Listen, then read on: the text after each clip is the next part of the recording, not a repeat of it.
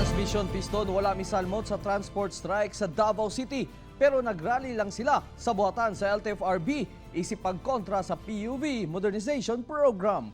Aniya ang report. Kabahan silang mga mulo, sila din na ang ilang sakyanan na pisauton din sa atong gobyerno. Inay transport strike, nagrally dool sa buhatan sa Land Transportation and Regulatory Board ang pipila ka driver sa Davao City. Doon ay coordinated nga panawagan ng nasyonal o ang atong syudad sa Davao ang mahimo ra sa mga driver o gagmay mga operator mao lang ang pag-address sa kining bus system. Sa among monitoring karon wala may nagtigil pasada, normal lang gyapon ang atong transport system diri sa atong rehiyon. Panawagan nila nga dili padayon sa dakbayan sa Davao ang PUV ug PUV Modernization Program. Ang panawagan namo sa win-win solusyon na lang nga dili i-peace out ang mga PUJ.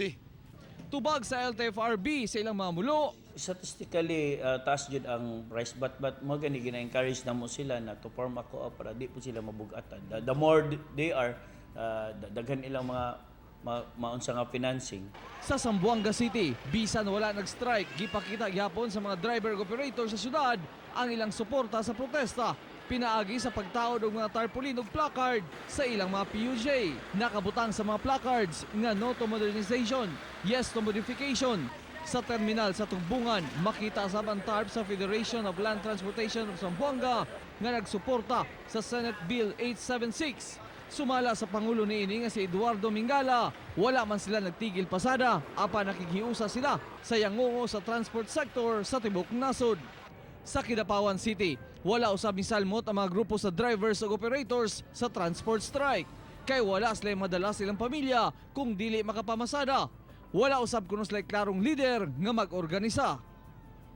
Ako si Real Soroche para sa One Mindanao.